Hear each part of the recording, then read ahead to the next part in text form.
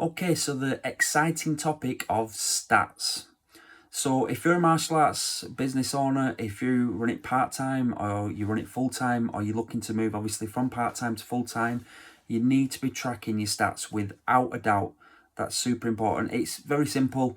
How do you know who's won a football match if you don't keep count of the goals scored?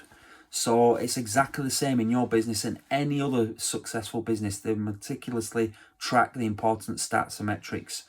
So while I was building my martial arts school, my karate school, which was very, very profitable, you need to make sure that you're tracking the stats. So the tracks I was tracking was always religiously, every single day, the number of leads that were coming in, number of leads / inquiries that were coming in, how many people were contacting our martial arts school showing an interest, how many people were putting their arm up saying, I'd like more information and so on. So that's definitely, you've got to track that.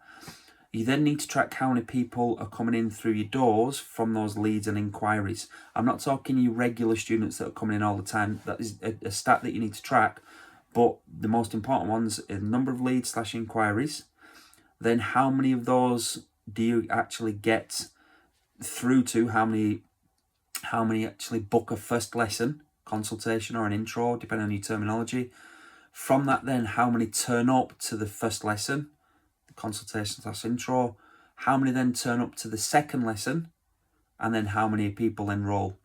So again, there's numerous metrics, and I was very how can I say this now, you may watch some of the videos before, I was very cross the T's, dot the I's, everything needs to be spot on for this. We need to make sure we know exactly how many people are coming in, how much money we're taking, what's our projected cash flow this month, what's the P&L looking like last month, are we improving on last month, are we improving on last quarter, are we improving on year to date. So you need to make sure you're tracking everything. But if you're just looking to start tracking your stats now, number one, how many leads / inquiries have you got? Number two, out of those leads / inquiries, how many have you managed to speak to and get booked in? Number three, how many of those that booked in actually turn up? How many have attended? Number four, how many that attend once, because you shouldn't be selling to them on the first lesson, then come back for the second lesson. So how many of those? And then how many enroll after you've done your enrollment conference and so on.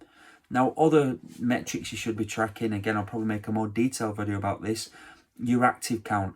How many people are coming into your lessons every single week? Now, in our peak, I think it's about 2019, 2020, we had 3 lessons, Monday, Tuesday, Wednesday, Thursday, 2 lessons on a Friday, 5 on a Saturday, and 2 on a Sunday. So, I don't know, 20, 22 lessons, something like that.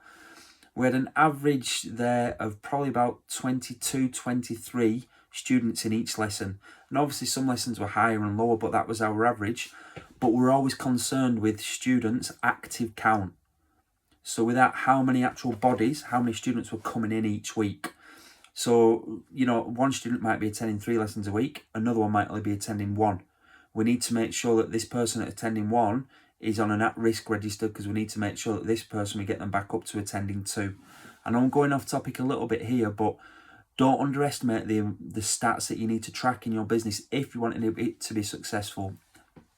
You treasure what you measure and that type of thing, okay? How do you expect to improve anything if you don't know whereabouts you are with the stats? So again, just go over it one more time. First stat I would track is how many leads / inquiries. Second one then, how many of those can you actually contact and get booked in? Third one, how many of them booked in show up? Fourth one, how many then show up for the second lesson, because you shouldn't be trying to enroll them on the first lesson. And then the 5th stat, again, how many